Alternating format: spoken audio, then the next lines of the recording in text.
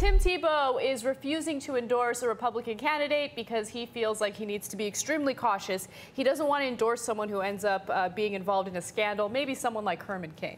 So I think he's playing it right, and he's playing it safe. He says that he has been approached by a few different candidates, although he will not disclose their names. But he says, no, if I'm going to put my name on a product or on a political candidate, I got to make sure I know what I'm doing ahead of time. Right. So energy drinks or Nike, etc., I'm in. Politicians, I don't really trust them. Hey, you know what, Tim? You're totally right. Okay. And I'm amused, though, that several of the politicians have actually come to him, as you were saying, Anna, and said, like, oh, Tim, please, please, come on, help me out, help me out, help me out, come on. Okay, my campaign needs it. Now, of course, Rick Perry, during one of the debates, claimed that he was the Tim Tebow of the Republican Party. If that's true, Tim Tebow's future is not very bright, because Rick Perry just got 1% in the New Hampshire primary. Not as strong a state, but on the other hand, he doesn't have any strong states. Look, I am the most open-minded and reasonable man in America. Right. Okay, everybody knows this, but this Tim Tebow situation confirms it. Because I can't tell you how upset I am. I've become like a little kid again about the Steelers. That they lost, and that I've got to wait a whole goddamn year for them to get back into the playoffs, try again, go through the whole goddamn thing, right? Yeah. And it's all because of frickin' Tim Tebow, right? What's a Steelers? I'm just kidding.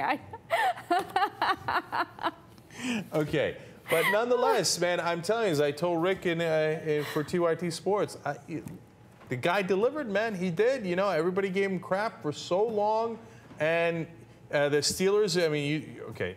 I don't know why I'm talking about this. I know, okay, seriously. Put like 9 people in a box. I've never seen 9 people in the box before. They're like, yeah, you're not going to pass. And he's like, oh, yeah?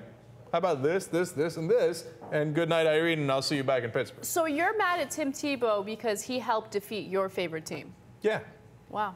I don't know. The more I hear about Tim Tebow, the more I like him.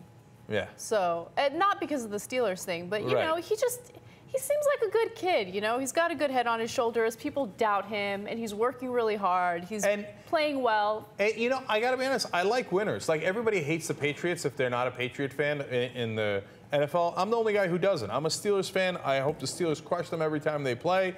But otherwise, I like the Patriots. You know why? Because they crush everything in their path. And they don't mess around. Except for the times they messed around with the Giants in the Super Bowl. But other than that, right, it's like, you know, and so I like that Brady and Belichick are winners, and I like that Tebow's a winner. By the way, they meet this weekend. I suspect the Patriots will crush them to smithereens. Because here's who's learned not to take it easy, the Patriots. So my guess is they'll come out and put 28 points on the board in the first 4.5 minutes. Did you ever see A Football Life? The one on the NFL Network with Bill Belichick? No. You didn't see it? I recommend you watch it. Yeah, I'll probably love it. All right, last thing on this, by the way, don't take what I'm saying seriously. Broncos have a good defense. Don't make bets on anything I say about sports.